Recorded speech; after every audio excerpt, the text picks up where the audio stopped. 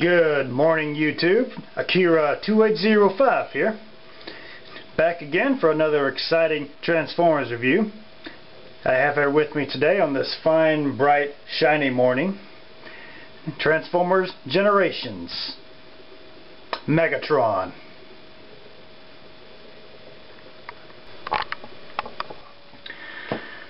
Alright, let's start off with some head articulation. Now, I've not really messed with this guy since I got him. He came in vehicle mode, I transformed... Well, at least I think he came in vehicle mode. Anyway, I have not really touched this guy since I got him. Out of the package and onto my shelf once I got a proper stance for him. And this is what I came out with. So I'm about to find out yeah, really what he can do myself. So let's both find out. Okay, the head cannot turn 360 degrees because he's hindered by his backpack, and he has a rather odd shaped head anyway. Yeah, so that's about as far as he can go to the left and to the right. Okay, he gets a little head movement there due to his inner piece and his under his head within his chest area. Go up, down with it, and back to regular pose. So that's about it for the head articulation he can do. Alright, next we got some arm articulation. I've just messed with it a little bit so to be prepared for this.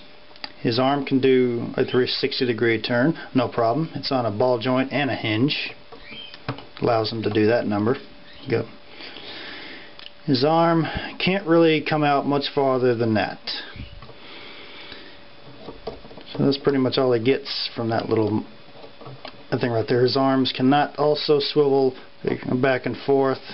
You know, not the best articulation for these new generations, but as far as the body looks, and the body just looks great. I mean, no kibble whatsoever on this guy. The elbow can pretty much come about, that far, because this little piece also came out of this hole right here, so that pretty much allows him to there we go, to pull off some great articulation with his elbow. So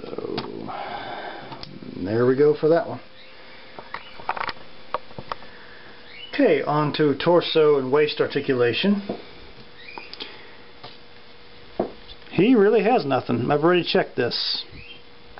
But he does have that little compartment that opens up in his chest to get his head back in to perform his transformation to his vehicle mode.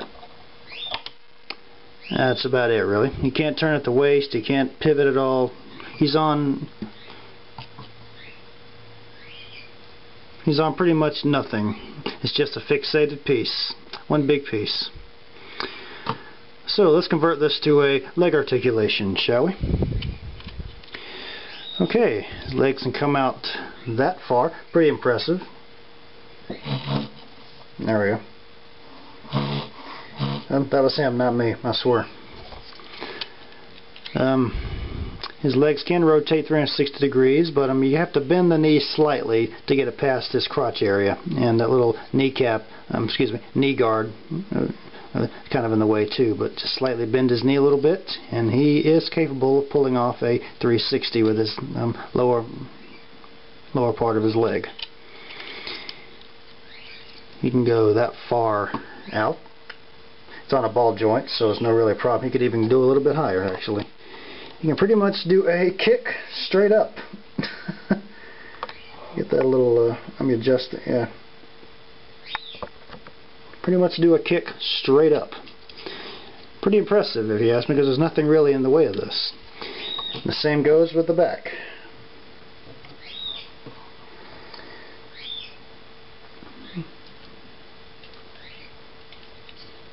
That's right, I've done that already. His knee can come that far back. Very nice. Yeah, these joints are rather tight, which is a good thing.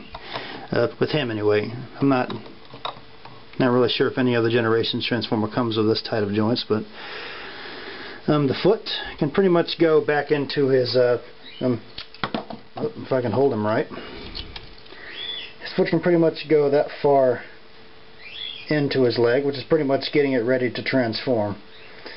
Yeah, not really sure why you want to do that, unless you want to treat him like a little ballerina. I doubt it. Anyway. Can't really go anywhere else. Can't really turn. It's not really on a joint except for that part. It's on a hinge, so as we know, hinges can only allow the object to go one way. It can swivel a little bit back and forth, but that's really... I guess that's okay, I guess. Alright. Alright. Now, on to his accessories. The BFG, people. Megatron has always been famous for carrying a BFG. Or in other words, his fusion cannon, which is very nice. Even with the little missile inside the chamber, or the barrel, it still looks very nice. It doesn't stick out hardly any, and to be honest, I like it that way. Don't really care for missiles that just stick way out above, out of the barrels of their guns. But it's a very nice gun. It's well painted. You know, it's not just one big glob of color. I mean, we got red, black, purple. Well, some purple is that top part right there. Very nice glossy little effect he's got going on with his gun here. And it fits perfectly on his shoulders, and it does not weigh him down at all, as I'm sure you saw when I first introduced him. This thing is incredibly light, if not lighter than the figure itself, which is a very nice figure. And it does fire. You just press this little thing right here, and there it is.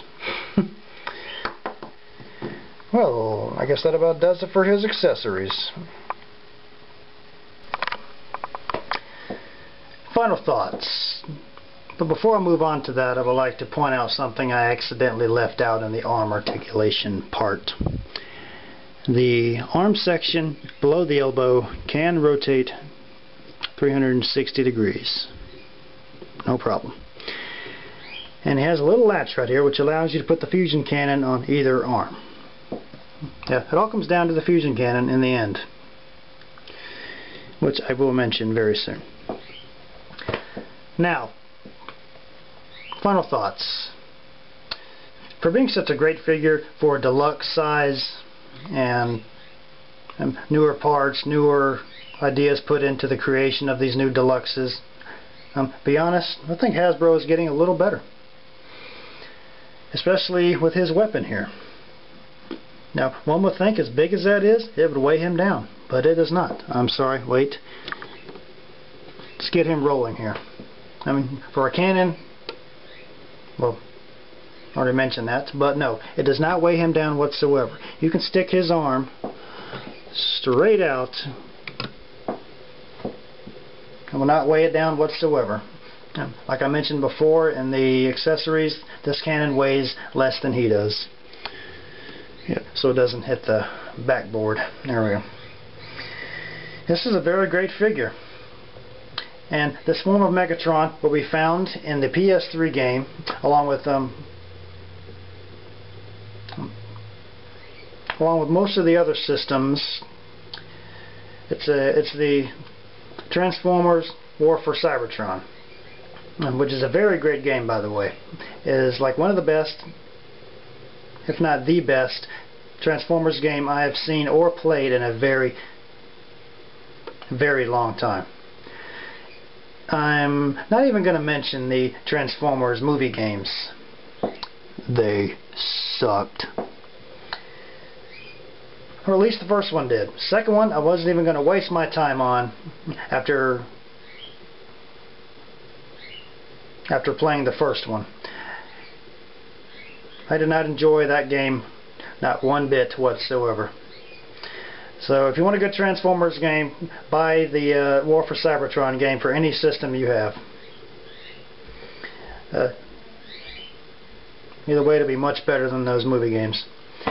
But Hasbro has gotten better in the creation of the deluxe Transformer figures from the Generations line. Way to go, Hasbro. You're getting better. Satisfying a lot more people now. Well, at least me. Now, I was skeptical at first when these figures were first going to be released. For them being deluxe sizes, I was like, no, Megatron has always been a leader class. Why demote him to a deluxe? Same goes with Prime. But I can take my words back about that. I highly underestimated the deluxe figures as far as these guys go. They're absolutely great. There's nothing bad about them. I do highly recommend these new Transformers to Transformers fans out there, especially after playing the War for Cybertron game. It is that was a great accomplishment, and so are these. Okay, that's about all I can say for this guy. Transformers Generations, Megatron, everybody. And I hope you all enjoy this little review. And until next time, this is Akira 2805 signing off.